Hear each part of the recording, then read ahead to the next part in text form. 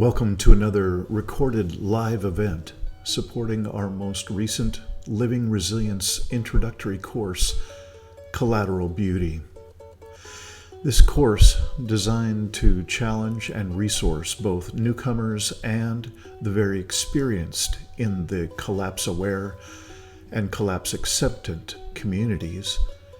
Each recording in this series is from either the Saturday or Tuesday online Zoom gatherings intended to deepen an embodied and shared experience of this inner work of collapse in the course called Collateral Beauty.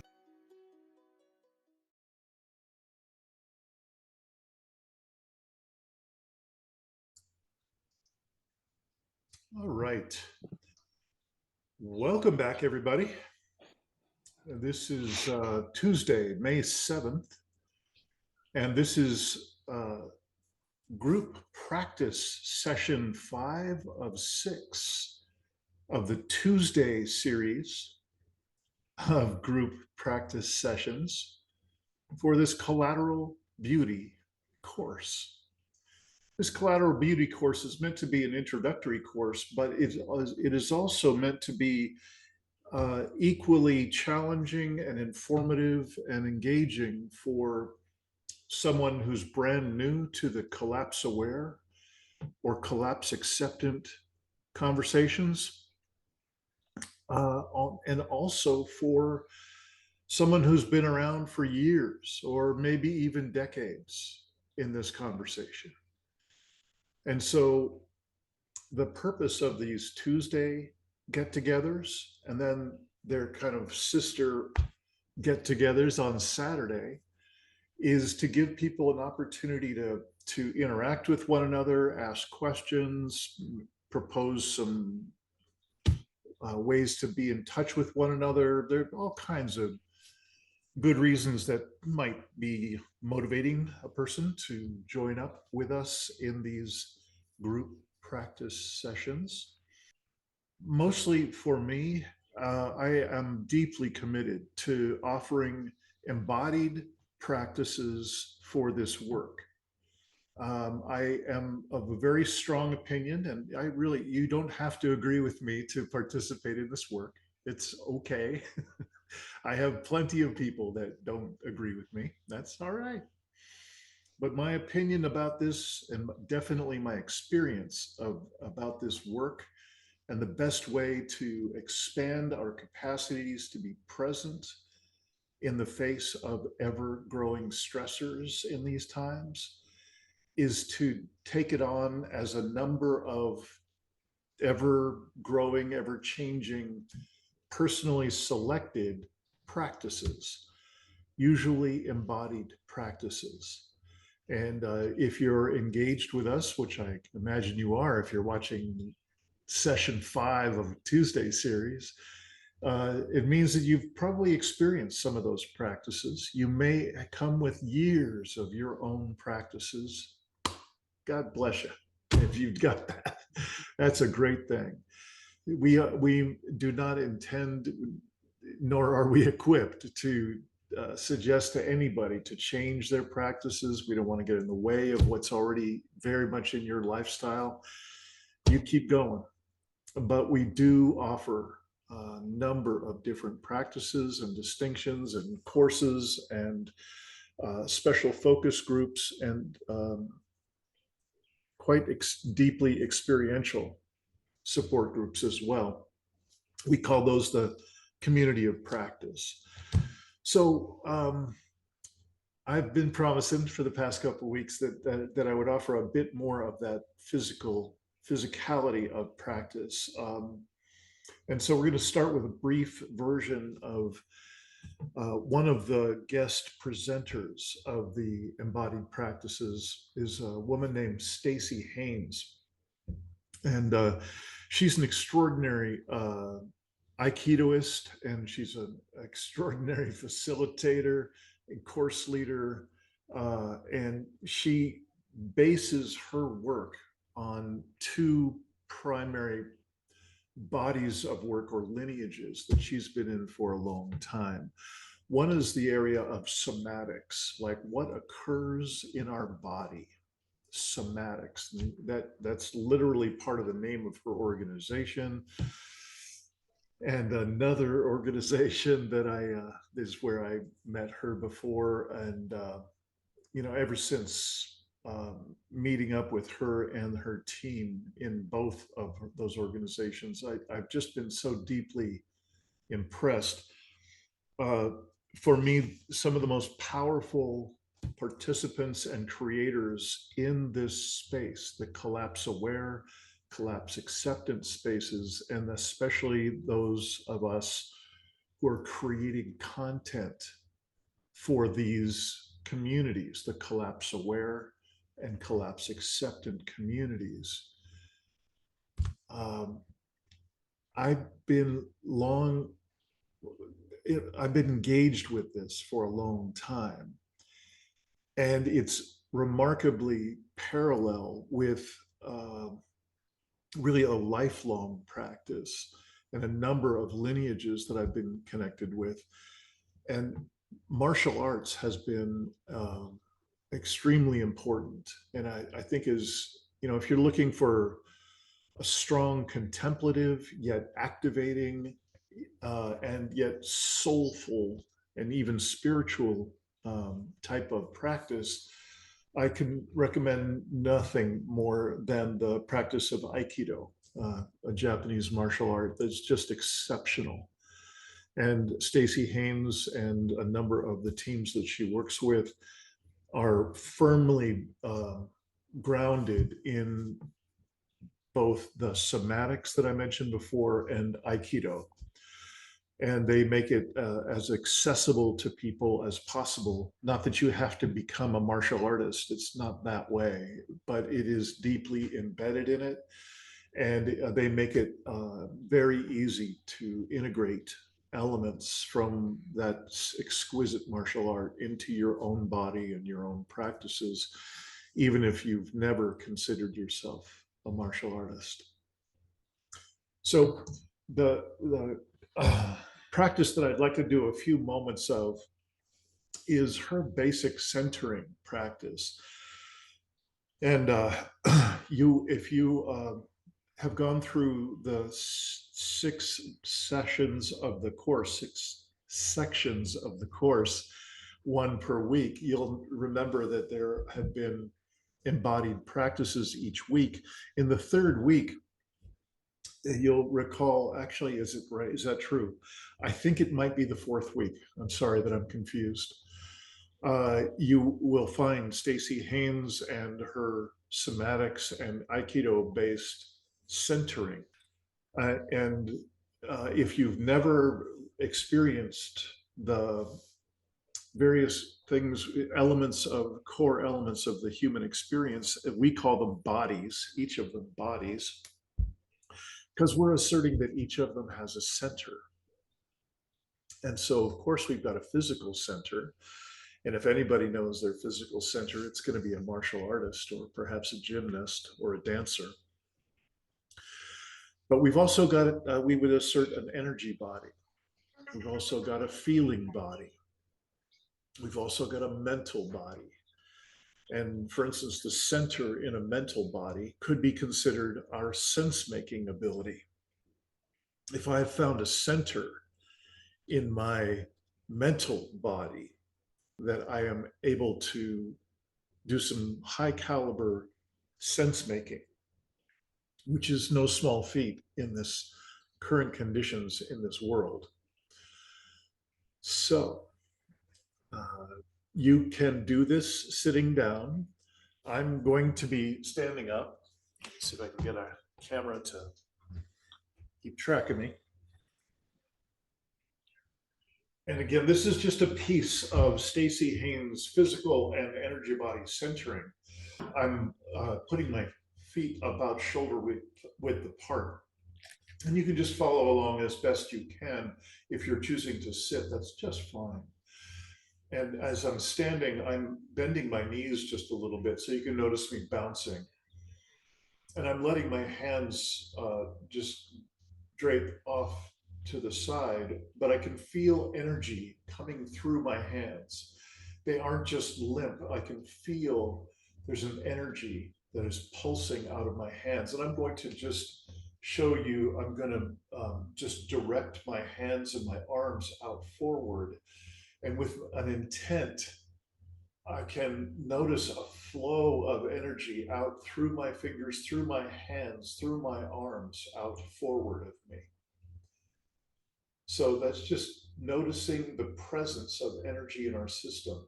If that's still not something, you can go ahead and release your arms to your side if you'd like, or continue to express that energy out. If you aren't able to feel that particular dynamic of energy in that moment, please don't be discouraged. Each of the exercises, and there are plenty of layers of intermediate and then advanced energetics and advanced somatic practices, you'll get used to it. You'll get good at it.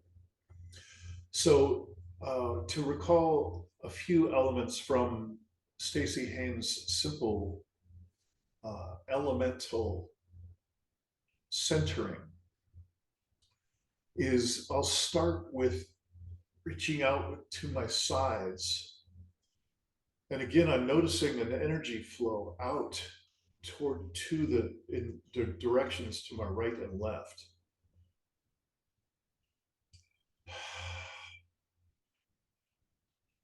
It's a good time to notice your breathing, and I'm slowly, without forcing it, I'm taking in a full breath through my nose, if that works, if you've got a nose that's unplugged today. And then slowly exhale that.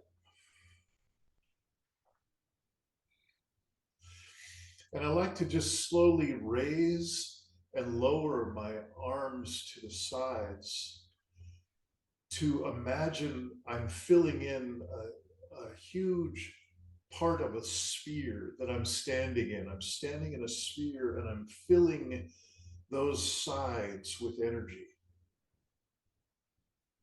And I'm continuing to breathe full, easy breath. And now I'm noticing above me and below me. I've allowed my arms to come down.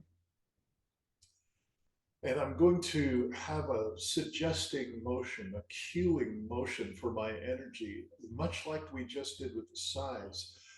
I'm going to inhale and bring my arms up. And then exhale, slowly paint the entire top, just back and forth, paint the entire top with some energy as I exhale, and then down and paint the bottom of that sphere as I finish up that breath. And I'm going to do that a couple times. A full, nice, full, easy breath, and those arms go up. And as I just start to slowly exhale, I'm painting the top of that sphere with my arms waving, my hands waving, and down to finish up the exhale. And I'm just painting in some energy in the bottom of the sphere. Beautiful. Yeah. Feel free to do one on your own.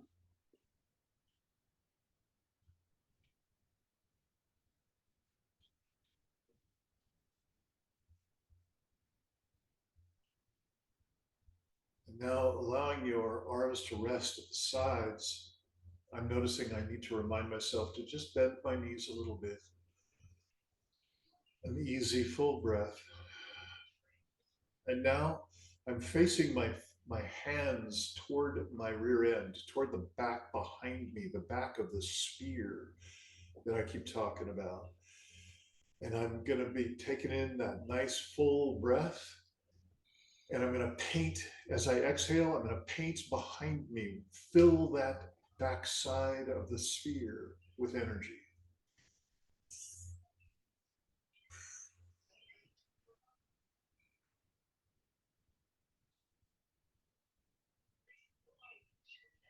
Let's do one more of those. A nice full breath, and then an easy, slow exhale, and I'm painting energy behind me in that sphere that is the bubble that I'm in.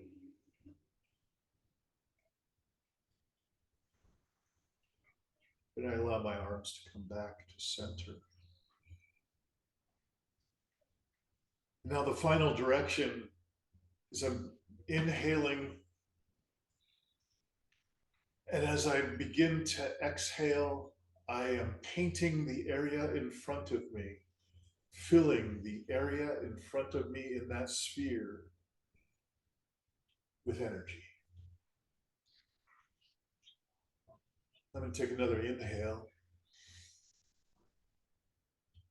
And with my slow exhale, just painting that front end of that beautiful energy bubble, now full and painted in all around. And I'm just going to feel that energy. I'm just going to take a moment to just let my arms swing through that energy.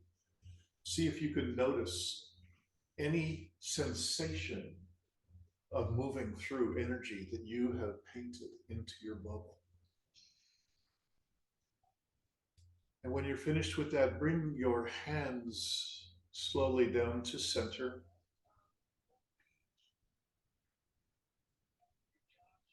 Again, if you have not yet experienced the full series that Stacy offered us in that session,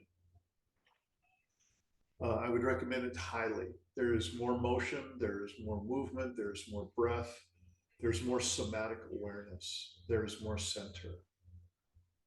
So thank you for taking that time for us to do a physical practice.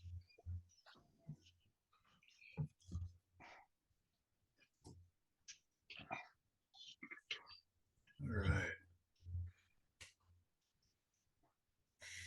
I'm, if you have been one of the people that, bless your heart, if you have watched all of the Saturday sessions and all of the Tuesday sessions, um, I really appreciate your endurance.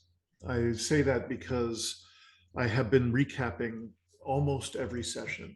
I do some amount of recapping, and I'm doing that quite intentionally. And it really is not my intention to be annoying. But it is important, um, from my experience, to offer as full a vivid an example of why we do practices, why we have this somatic practices focus, and then to also be able to have that in that structure suggested by Paul Chefurka's stages of awareness model. And here we are in section 5 of 6, and that means we're getting toward the end or the high end of Paul Chefurka's stages of awareness model.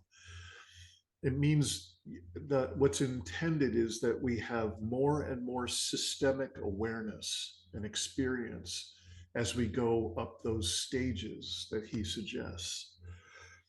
This is the high end of, again, this is just such an introductory level course. It is meant to be just a brief taste of each step, or each stage, and more importantly, each of the very few practices and distinctions and so on that we offer at each stage here in Living Resilience. That's the purpose of this course, is to suggest there are practices that can help us expand our capacity to be present as we experience the world as ever growing stressors.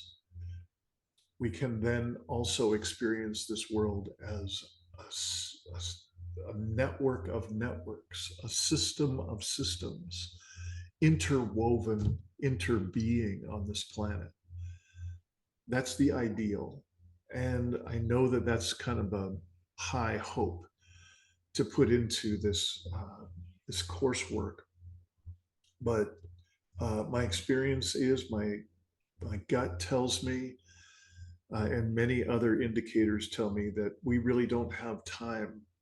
If you're sincere, which obviously you are if you're engaging with this, uh, we don't have time to take the long, slow, gentle route here. That's what my experience of people who have gotten themselves to this level of Paul Chefurka's scale, of the interconnectedness, the interwovenness of all the networks and systems of this planet and the web of life itself.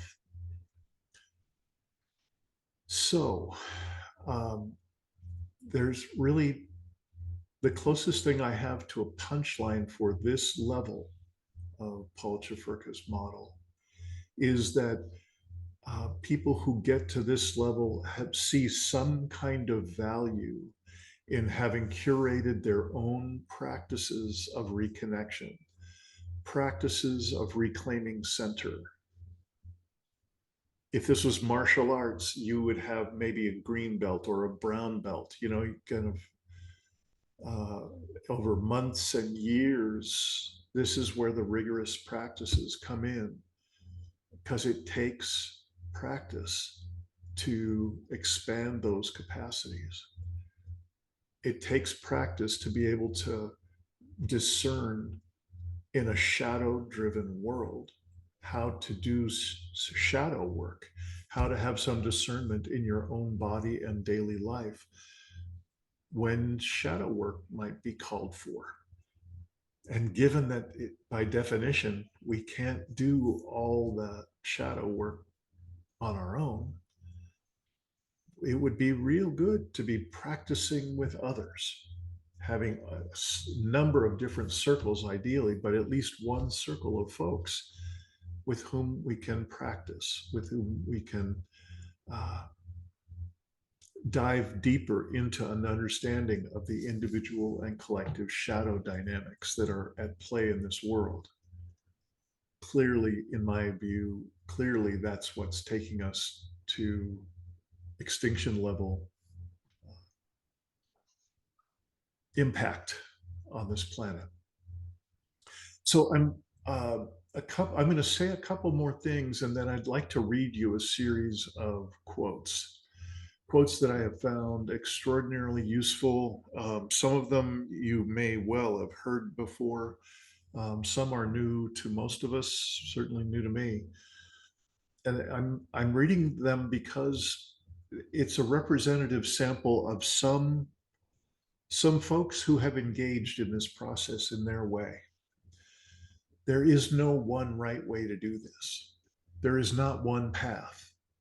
There's no guru here. There's no one leader who knows all the answers. There's nobody that knows even some of the answers. It's an extraordinary path. So what I would like to lean on before I mention these, before I read these quotes, and perhaps um, uh, Bob and Melissa, if you're willing, would you like to help read these quotes as they scroll on by? Would that be okay? Great, thank you. Okay. Um, the last thing I'd like to say before reading these quotes is, uh, we've designed this course in a very particular way. We started out with first aid level resilience skills, the kind of resilience skills you need when your community has been blasted by a hurricane or a fire or a flood, or you've had extreme upset and dysregulation in your own family or in your own relationship. Then we move on from that first aid level of how to recenter, how to regulate your own system, how to regulate with others, co-regulate with others. Then we go to this middle section, overlapping with the middle section of Paul Chefurka's model, and we assume that we've got just a little bit of normalcy in our lives and able to take on a couple of practices. For some, it might be their very first time trying out contemplative meditation. Many people at this juncture will choose to take it on, and some people take it on for their lifetime. It's not certainly not required. Nothing is required here. You are the one curating your practices. The practices that I am particularly fond of and embodying as best I can in these times are the ones that bring us together, that reconnect us with other people. I definitely have practices and feel confident in my practices of reconnecting with Earth.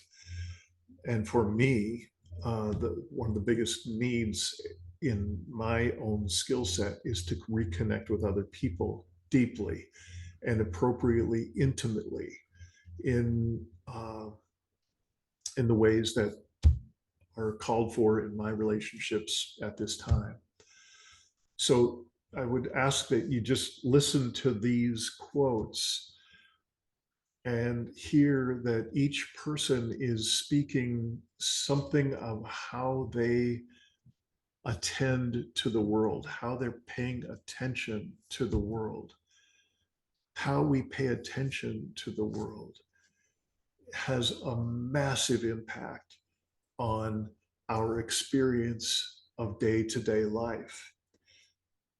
Do we experience despair and fear and out of control anger and othering other people? These are the kind of signals that show up that tell us we're not centered. So again, well, three of us will be reading these quotes, and I'd ask that you just soften and listen into these quotes and know that you can just rewind the video and listen to them as often as you'd like. And you'll see there on the screen, you can screenshot them if you like.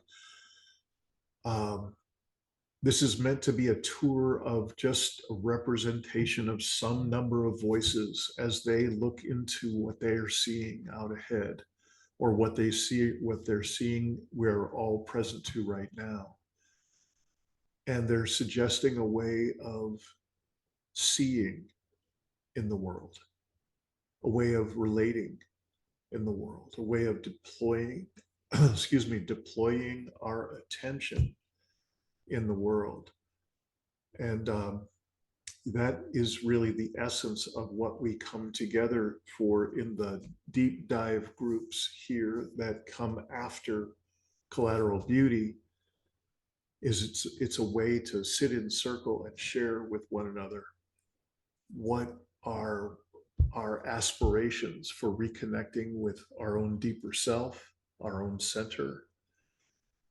What are our aspirations for connecting with other people?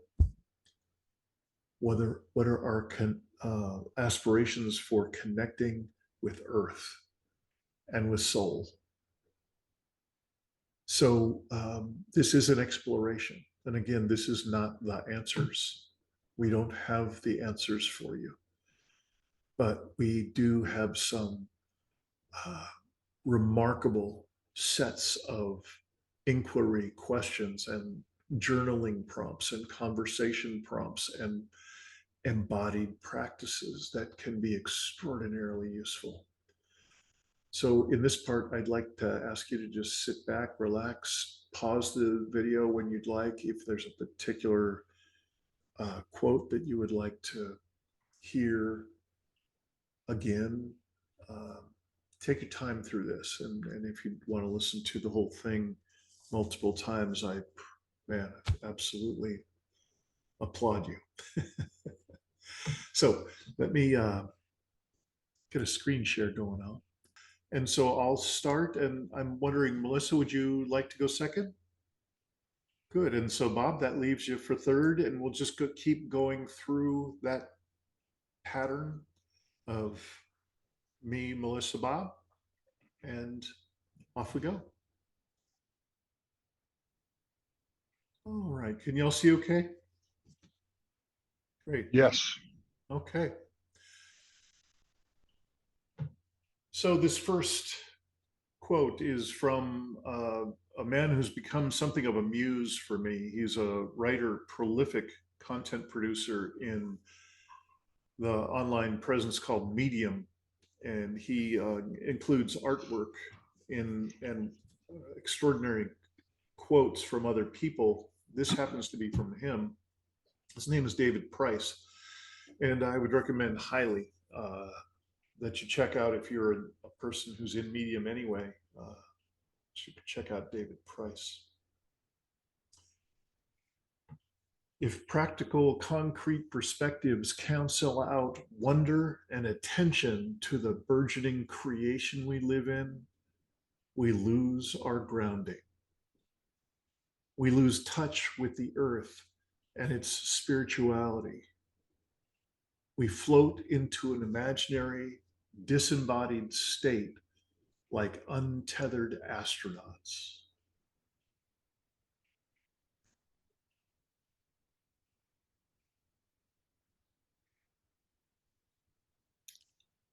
Continuing to do pioneering sacred work in a world as crazy and painful as ours without constantly grounding yourself in sacred practice would be like running into a forest fire dressed only in a paper tutu.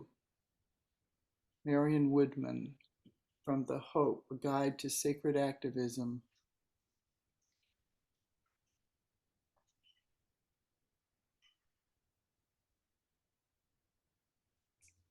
Carl Jung. I guess that's Jung. Okay. Knowing your own darkness is the best method for dealing with the darkness of other people. Be grateful for your difficulties and challenges, for they hold blessings. In fact, man needs difficulties. They are necessary for the healthy personal growth, individuation, and self-actualization.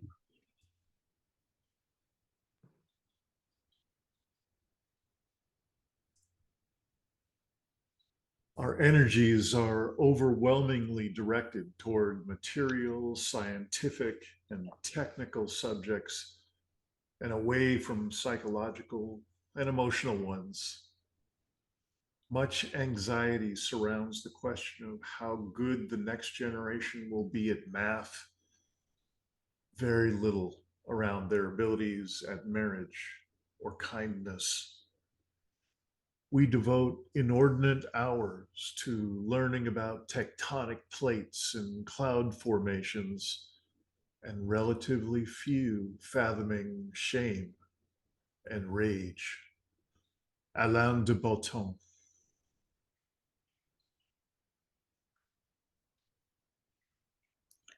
Men are terrified of a woman's depth of love and the energy that moves as a woman's sexuality and emotion. And at the same time, men want nothing more in this life than to merge completely with a woman's devotional love and wild energy. Only as a man outgrows his fear can he handle a woman's tremendous love energy without running. And only such a man is worthy of your devotional offering in committed intimacy. David Deida. Yeah.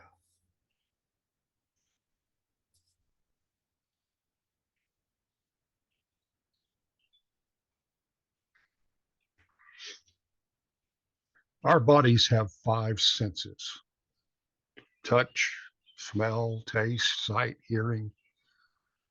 But not to be overlooked are the senses of our soul: intuition, peace, foresight, trust, empathy. The differences between people lie in their use of these senses. Most people don't know anything about the inner senses, while a few people rely on them just as they rely on their physical senses. And in fact, probably even more. C. Bojel C. Whoever C. Bojel C is. Okay.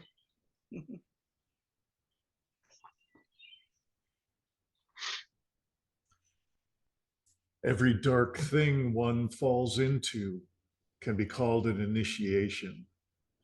To be initiated into a thing means to go into it. The shamans say that being a medicine man begins by falling into the power of the demons. The one who pulls out of the dark place becomes the medicine man. The one who stays in it is the sick person.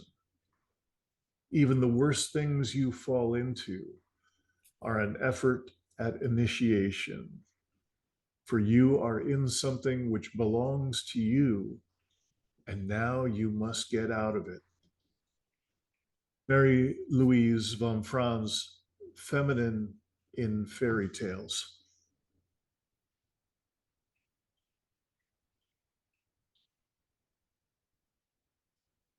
Artists have something in common with shamans.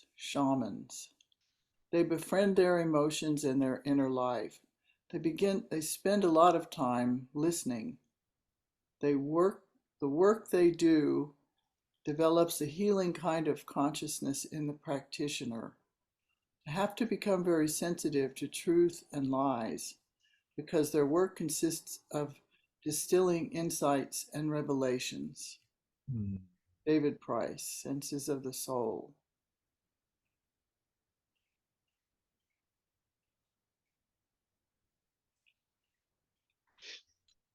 Namaste means that my soul acknowledges yours, not just your light, your wisdom, your goodness, but also your darkness, your suffering, your imperfections. It is a recognition and acceptance of the inexplicable divine absurdity, the miraculous woven into the ordinary, light and darkness intimately entwined in magical, messy humanity. L.R. Nost.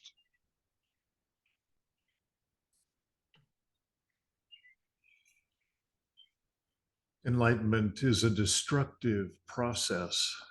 It has nothing to do with becoming better or being happier. Enlightenment is the crumbling away of untruth. It's seeing through the facade of pretense. It's the complete eradication of everything we imagine to be true. Adyashanti. You got that right.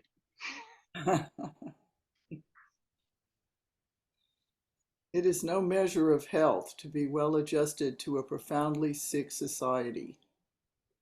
Jiddu Krishnamurti.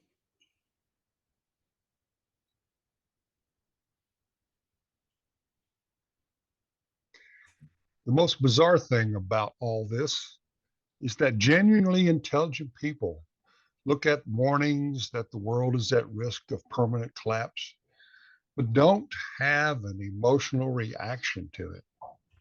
They don't connect to the pain and suffering that they and their families are going to feel if we don't stop this. They don't connect to the fact that we're talking about mass death ultimately. People see it as a kind of fantasy that isn't really real, but it is. Matthew Todd.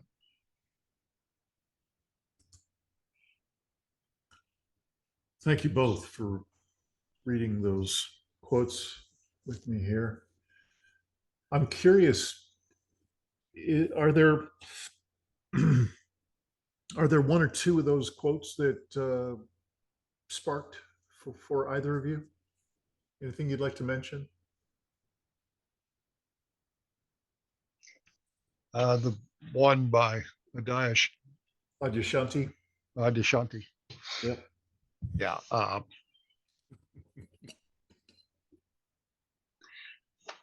The last one I just read by Matthew Todd is that we don't feel that pain. We don't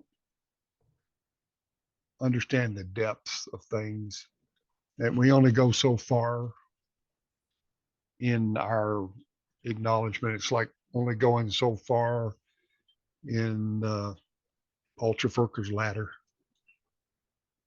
Never, even when you get to the top, never going to the next step above that. Mhm. And then the Daya Shanti, Mhm. what he says, you know, when you get to that next step above the last of Paul Chefurka's ladder, that's where you have to give in. That is where you have to relinquish what you are, what you think you are, what you think you're using in your mind, and just let go, let it all crumble, and then see what's left. And you'll find that once you do that, when you get rid of the ego, when you get beyond all that, and there's nothing driven from the level of consciousness that we normally operate under right now, that's when you find the true truth.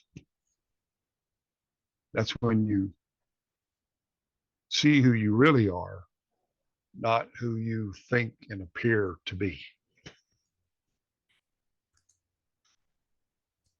Yeah, thank you, Bob. Well, I was kind of moved by the one, I can't remember who said it, but talking about how a man wants to become a part of a woman's love and Mhm. immersed in it. And, and when I read it, it's, this is talking about the depths that a person's willing to look into their self. There it is. Terrified of a woman's depth of love.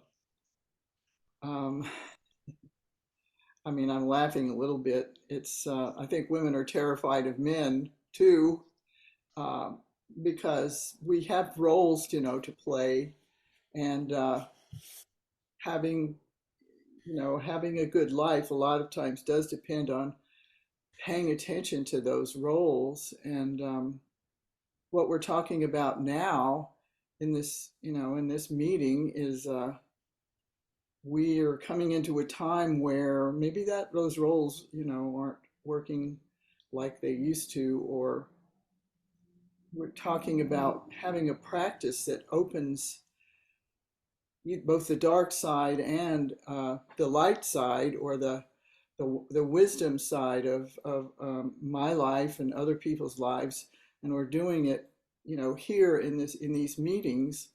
And so, these needs and the desperation of wanting love on the very deep level is a great, thing to continue to do. Um, and so, I mean, as people outgrow the fear of their other people's tremendous energy without running into, I think blaming other people. This is a big thing, a theme that I really do identify with in here, that even though we're in a shitload of trouble, the best thing to do is watch out about blaming or finding somebody to blame for what's happening. We will lose this kind of love, and I'm sure that it may not be it may not be easy to keep it, but this is the goal, to try not to be so terrified of others. I mean, and it is for me to, keep on having a good life, even in the midst of this awful stuff. Got it. Thank you. Yeah, Bob. Also like the the one, well, there's two more. Uh, the one that you started with, it started out with the concrete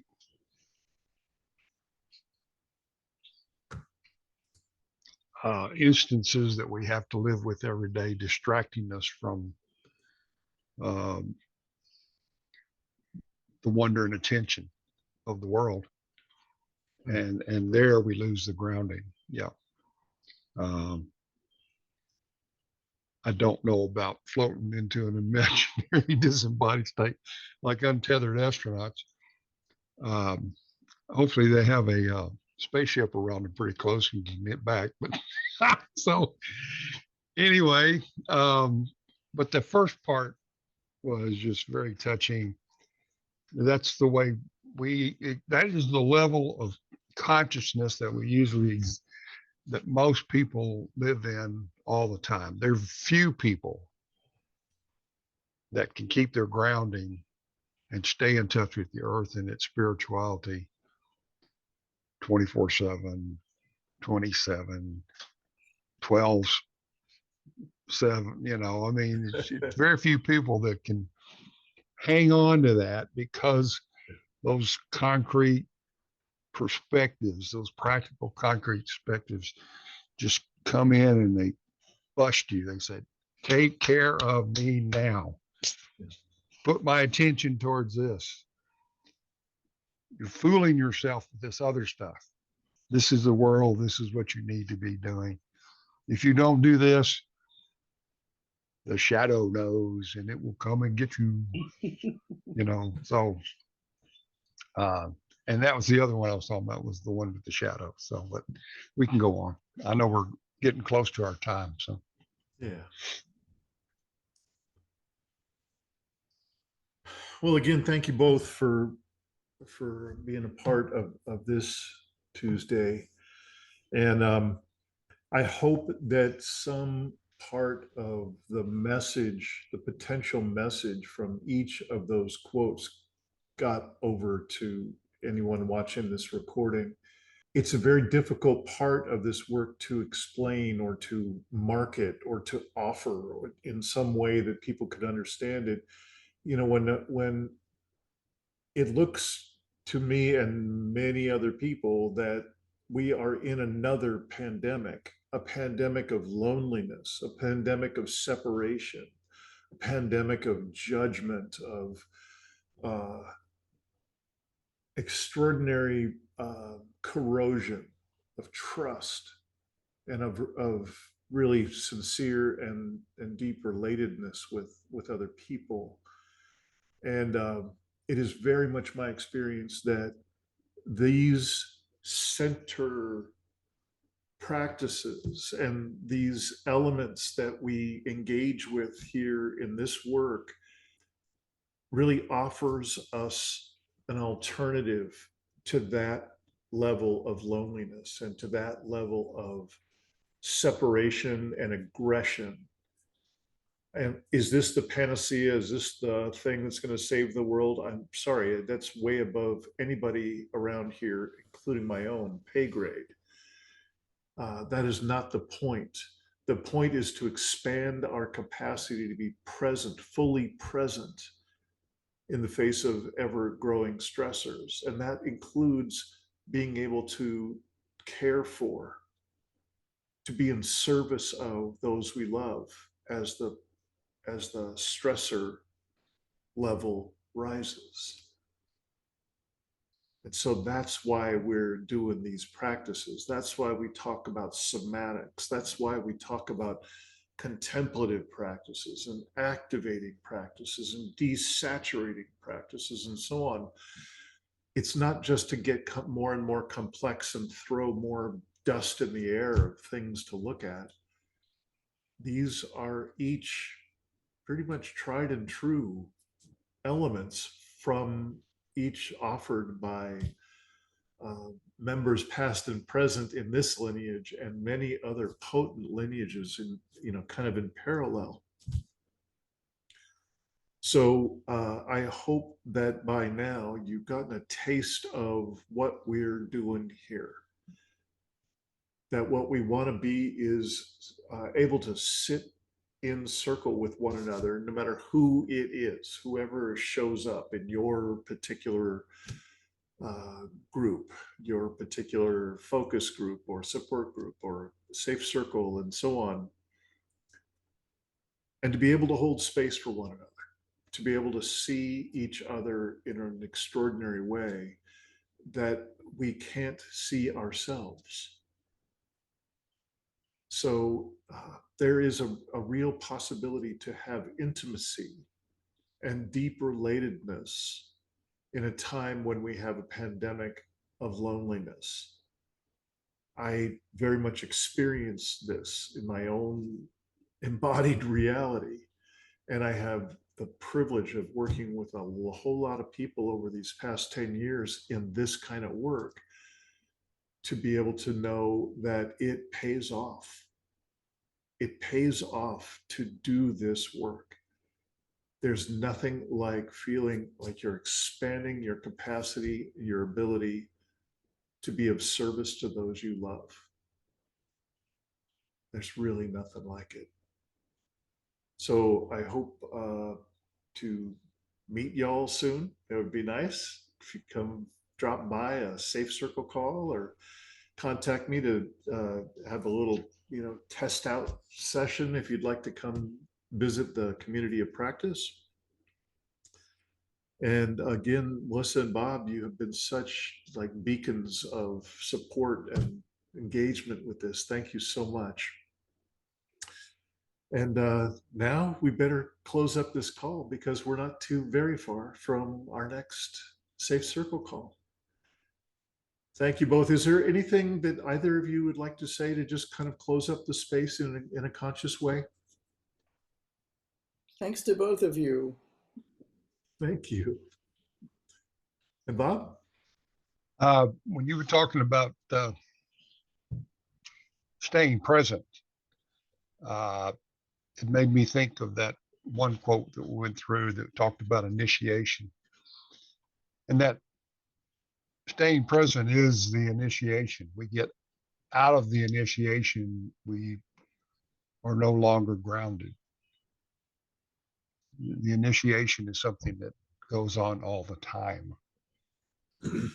And that is the definition of reincarnation, because you never finish the initiation process until you're finished with the initiation process. It's interesting that you mentioned that, Bob. My mentor in so many aspects of soul work and grief work, a guy named Francis Weller, he talks about exactly what you're talking about. He calls it a rough initiation. It's not being held. It's not being held in a container that is consciously created and held by, for instance, sacred elders and so on. It's basically just getting shoved from behind into whatever it is that your face is going to land in. Welcome to initiation. So I love the way you put it. I think it's a remarkable amount of overlap with Francis Weller's idea of it as well. And perhaps we could chat a little bit more about that in our next and final session of Saturday and Tuesdays for this 6-section series of Collateral Beauty. I'll see you folks in just a little while. Bye, Melissa. Bye, Bob. Bye, Dean. Bye. See you shortly.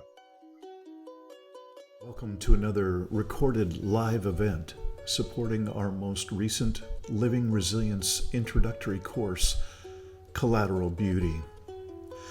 This course, designed to challenge and resource both newcomers and the very experienced in the collapse-aware and collapse-acceptant communities. Each recording in this series is from either the Saturday or Tuesday online Zoom gatherings intended to deepen an embodied and shared experience of this inner work of collapse in the course called Collateral Beauty.